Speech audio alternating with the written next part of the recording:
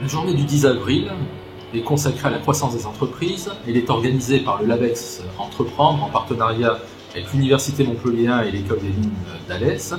Elle a pour vocation de présenter un certain nombre de programmes de recherche en pointe sur ces questions de la croissance, mais aussi d'entretenir un dialogue entre praticiens et chercheurs.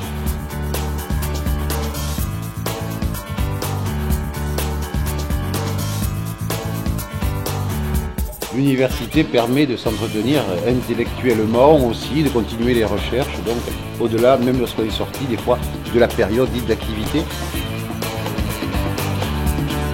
Moi je voulais souligner combien le thème de la croissance des entreprises est un thème mobilisateur.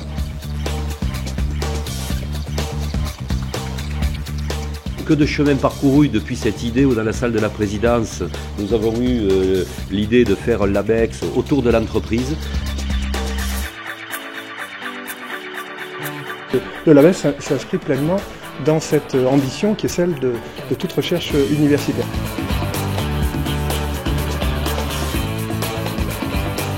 Vous l'avez noté, le défi majeur, c'est celui de la croissance. 443 millions d'euros investis dans 365 entreprises. Une approche générique pour faire croître, pour faire stimuler la création d'entreprises, on a vu que ça échoue. Une croissance forte, des inflexions radicales certes, mais sans complètement perturber les valeurs de l'organisation.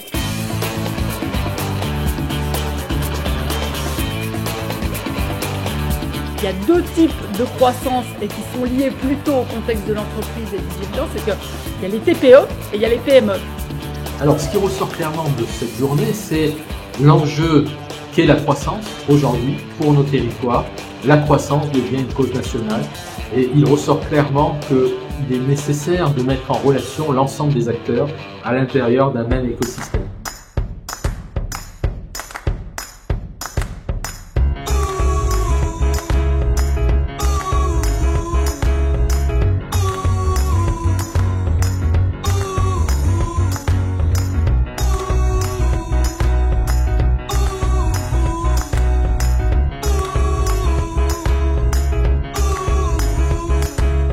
C'est un pan très important de l'entrepreneuriat, puisque depuis très longtemps on met l'accent sur la création d'entreprises, alors que ce qu'il faut faire après, c'est aider ces entreprises-là à croître.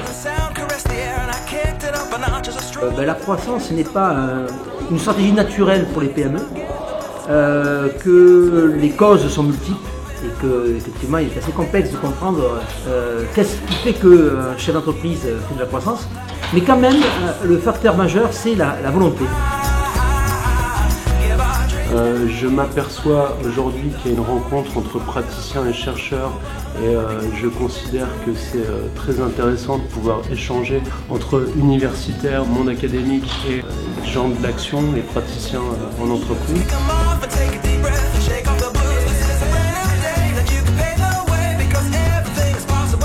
Plutôt que de se focaliser sur l'accompagnement à la structuration du business lui-même, c'est plutôt nous accompagnants, essayer de créer un environnement favorable, créer les conditions d'un développement favorable pour les entreprises. La posture du consultant doit être une posture globale et pas d'exécutant. Moi je me définis plus comme un conseil en organisation qu'un simple prestataire de services vendant des CV. La banque vit une profonde mutation aujourd'hui, demain et après-demain. La mutation, elle provient du contexte réglementaire qui est en train de contraindre énormément les banques en termes d'intervention. Les entreprises arrivent à l'export par hasard. Par hasard ou par opportunité, donc sans aucune structuration, sans aucune connaissance. Donc là, il y a un accompagnement vraiment au long cours à faire. Moi, le premier critère, je dirais, en termes d'accompagnement, c'est effectivement ce qui a été dit tout à l'heure, c'est la simplification. Il ne s'agit pas d'être optimiste ou pessimiste, il faut être déterminé.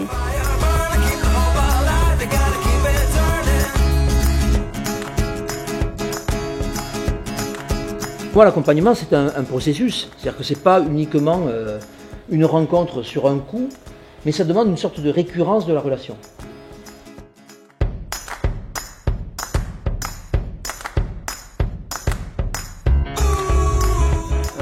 Et souvent, je dis, sur la base de certains travaux, que la croissance est une croyance. C'est-à-dire si le chef d'entreprise croit que la croissance va lui apporter que des aspects positifs, eh bien il va avoir naturellement des prédispositions à la saisir. Et donc peut-être qu'une mesure à prendre, ce serait effectivement de produire un discours public qui positive la question de la croissance. C'est-à-dire qui positive un discours du penser grand. Il n'est plus possible de disperser les moyens, les faibles ressources dont nous disposons. Nous devons faire travailler ensemble à la fois les acteurs de l'accompagnement et les spécialistes de la recherche pour que se construisent de nouvelles connaissances, de nouveaux modèles d'accompagnement.